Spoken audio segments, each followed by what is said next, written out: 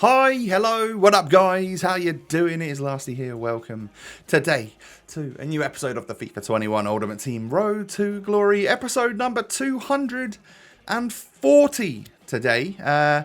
It's Tuesday, hope you guys are doing well, and I've got to finish my weekend league today. I need to get up to gold 2, so that's like 6 wins from now. And also we're going to be changing the team along the way. I know this is a new team for this weekend, and I know that we only just brought in Fofana in the last episode, but we'll get to it in a little bit. I should not be allowed coins because I just change my team all the time when that happens. That just is what happens to me. But anyway, guys, do me a huge favor at the start of the episode. Smash the thumbs up button. 4,000 likes on this episode is your target. Come on, show that support. Thank you so much. And of course, subscribe to the channel if you're new around here. Click the little notification bell. Why not, right? So yeah, getting on into today's episode, we're going to go straight into some gameplay with this team still. We're 11-4.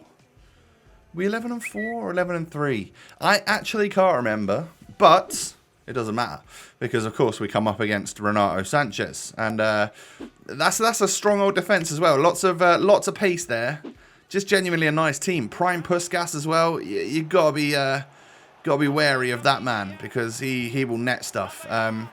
And it took 37 minutes for my opponent to score. I've got a feeling this was the guy that had, or one of many opponents I had this weekend, that had insane amounts of possession. We play a stupid Hail Mary through ball to Ronaldo. It was the only thing that worked, and we managed to get the equaliser just before half-time. There you go. 72% possession. I barely even sniffed the ball, let alone had a touch of it. So, yeah, that was... It was not fun in the slightest. End up going 2-1 down. But we can push forward and at least try. I held the ball a little bit better in the second half. And as you can see here, Neres just manages to get past the goalkeeper and score. Something that I feel like Harry Kane wouldn't have done in that situation. And then as you can see, the last kick of the game, I somehow get inside with Neres and bang it home. I felt so good about that. Oh my god, I can't even tell you. It was a difficult match against someone who really knew how to keep the ball. 29% possession and we won. But yeah, I created more chances. I can't tell you how boring I find it when they play possession. But fair play. If you can enjoy the game that way, then fair play to you. But yeah, I won in the last minute, and that made me feel very good. So we go into the next match, and we come up against, like, Vieira. I think he had, like, a red Odds Edouard. And he this time plays that Hail Mary through ball. Into Odds Edouard. Smart little pass there into Mbappe. I think he probably scores that even if he shoots with Edouard. At half-time, yet more possession that my opponents had over me. I just can't keep the ball. And I'm 1-0 down and I haven't really created a thing. So it's going to be a difficult second half if we are going to come back into it. Harry Kane was struggling. So I brought on Neres, and within 10 minutes of coming on, he scores a goal. Edouard then manages to cut inside. He doesn't play the pass to Mbappe this time. He does, however, score on his left foot.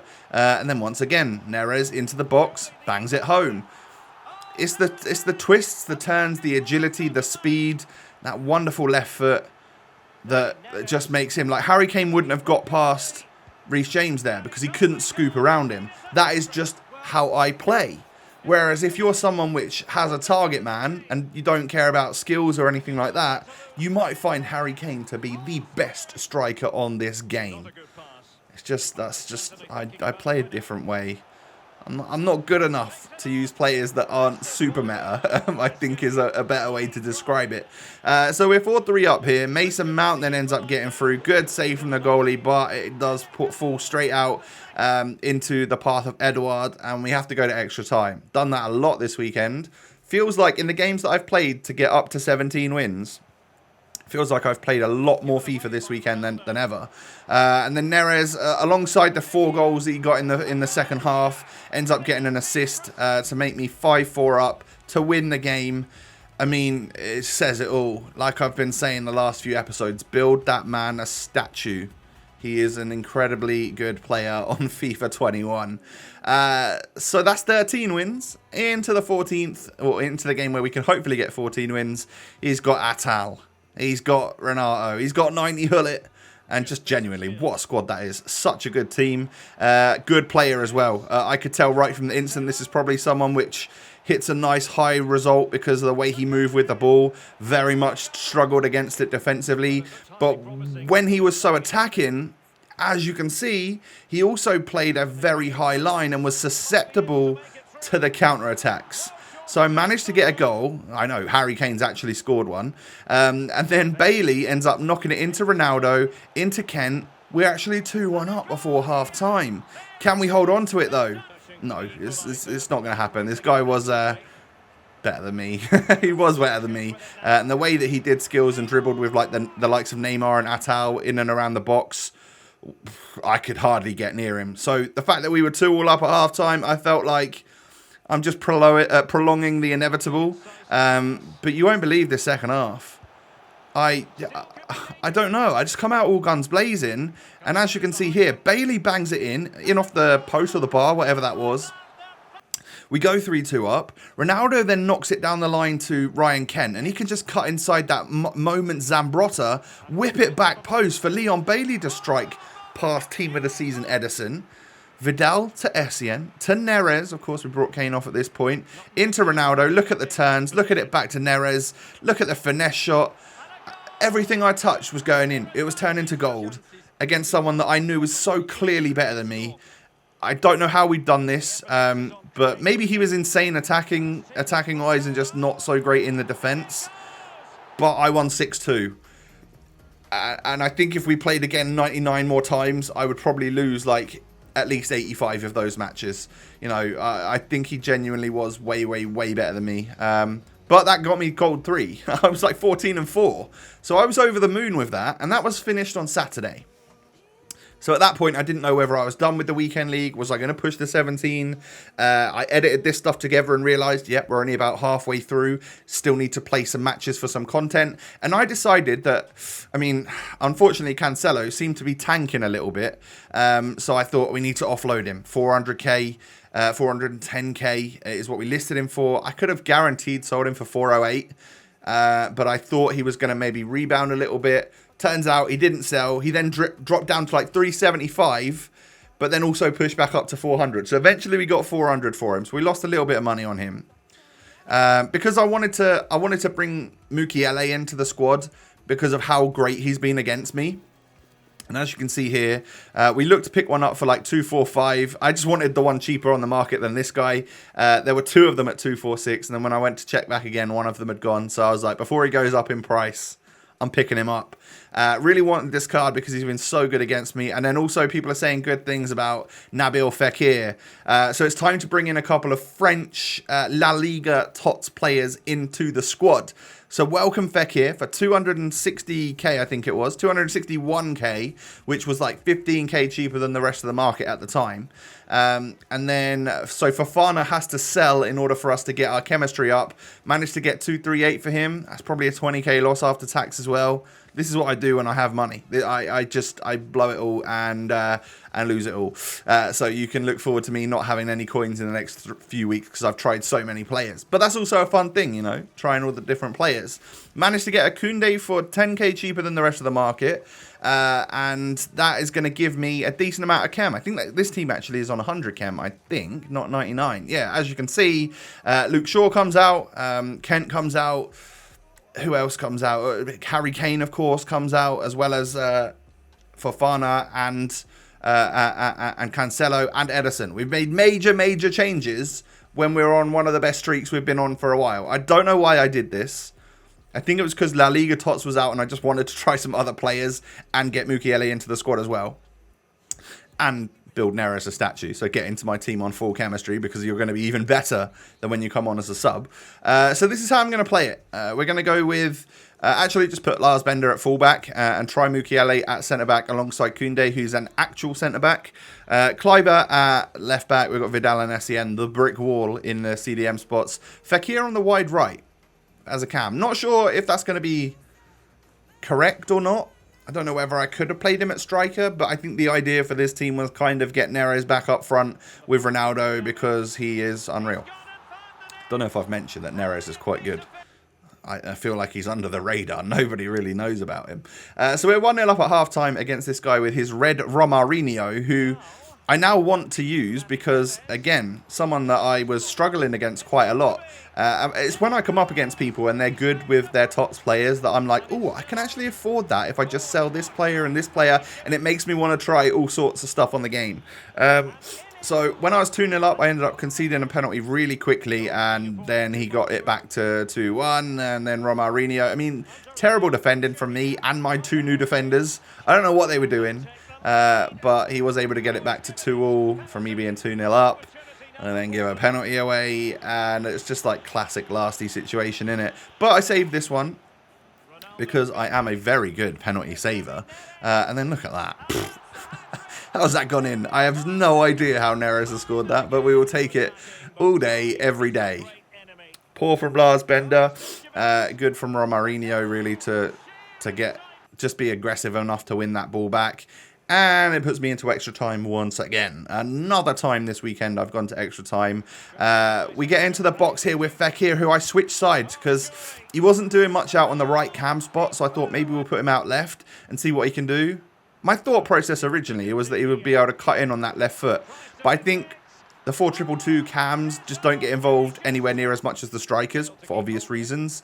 They are out wide, and then they're further back than the strikers. But yeah, I don't know. I just maybe you need to play a player like Fekir as a central cam, or just play him up front. And I just didn't want to ruin my... Like, I had a good thing going with Fekir and Ronaldo up top, whether it be from substitute or from the start in this new squad. I didn't want to ruin that by moving a new player, Fekir, who's only got 4-star skills, up top. Didn't think that would be a wise move. So as you can see, I actually save a couple of penalties in a row from this guy. And if I'm able to score this one with Michael Essien, we're going to run away winners. Scoring all 4 of our penalties. Green time that one into the top right corner. And we walk away victorious. Another penalty shootout this weekend. I think that might only be the second one. Maybe the third one. But I'm pretty sure... I've won the last 2. I think I might have lost one earlier on in the episodes a few days ago. Early in my weekend league run. But look at this team. I could tell that my form was up. because the squads started to get ridiculous. As ridiculous as my team, of course. This new flashback Coutinho is on my shopping list. I really want him, but I don't know whether to sink in 400k plus into an SBC when I currently have loads of coins that I can try different players on. It would just be a very lasty thing to do. We'll see what fodder we get over the next few days before he expires, shall we? Because, yeah, Coutinho looks nuts. Looks like a very fun card as well. We're 2-1 up at half-time against someone that moved very well, had a nice team. I didn't know if it was I didn't think we were gonna end up winning this game, especially because of the fact that we're like, I don't know what result we're at right now, but my form is way higher than I'm ever comfortable with. My opponent actually gets it back to 3-2, but that's all she wrote. He threw the kitchen sink at it right at the end. I somehow come away with the win, and what are we up to now? Is this 16 wins? Are we 16-4? After 20 games, we are 16-4, only losing 4 times so far, and we were 5-3. I think, or 6-3, 5-3. So we've only lost once in our last like 12, 13 games, something like that. I might be terrible maths. Apologies if it is. But into the next game we go. This one for 17-4, and I'd be done with my weekend league. So when I went 2-0 up after 12 minutes, I was in dreamland. 17-4. I absolutely couldn't believe it. But then Maradona and Puskas decided to spoil my day. Yeah, this was like ruining my Sunday afternoon because he gets it back to 2-2, and I'm like, where has that come from? He's literally had 2 shots and they've both gone in. Maybe that's Van der Sar. Maybe we miss Edison. It could well be. But Ronaldo is able to put me 3-2 up early doors in the second half. Didn't take long for Maradona to get through and score again, though. And then for some reason, I threw the kitchen sink at him because I didn't want to go to extra time. And what I didn't realise is that doesn't guarantee me the win. What that does do is open up my defence significantly for my opponent to then go through and turn the game around. And I went from 2-0 down to losing 6-3. So, yeah, don't give Puskas and Maradona much space because they will net the ball. and they will ruin your Sunday. So yeah, there's the first loss. Wanted to throw my console out the window there because I was winning, and that could have been my last game of the session. Could have gone outside, enjoyed the sunshine. It was such a lovely day on Sunday. But hey, we have to keep going now because we're still 1 win away. And the next squad was very solid as well. This goal that I scored right here was completely on the counter. Did not deserve it whatsoever. He ends up getting through with Cruyff. This guy was just levels above me and had a very nice team too. So as you can see, 68% possession. I've hardly touched it, and we got one very lucky goal. Into the second half we go. Then I tried to wipe him out with Leon Bailey a couple of times, but Ribery was just able to get through and score, and I completely didn't show you the goal, and then I showed you the penalty, so I've messed up there, but you get the picture. We lost significantly 5-1. So into the next game we go. Hopefully this can be the final game. Another strong team again. Lots of good plays. He's also got that I can't remember the guy's name. Is it William Carvalho, this SBC, the objective, the squad battles objective guy? I'm quite interested in maybe getting him myself. I thought because we've got Fekir, that would be a strong link because they both play for Betis. But look at this, man. I found myself 3-0 up. I think this was a viewer because he messaged afterwards and stuff, or during the game actually. But I didn't check my messages until half time. So then I replied at half time saying, yes, I am lasty. And then he'd given up by 4-0. But yeah, in the second half, like, he just tried to run around with his goalkeeper and get goals with that. I just kept scoring. I ended up winning 10-0. But yeah, he messaged afterwards saying GG. So GG's to you, bro. Thank you for my final win there. That got me 17-6. And I was so happy with that. That's where we're going to end. I didn't want to carry on, in all honesty. 17-6. I'd lost a couple of those last games. I just felt like it was getting so unenjoyable and so sweaty and stressful that there's no way even with 6 games remaining, I would get up to. I just didn't think there was any way that I would get up to 20 wins, even with 6. I think it's 7 games remaining, isn't it?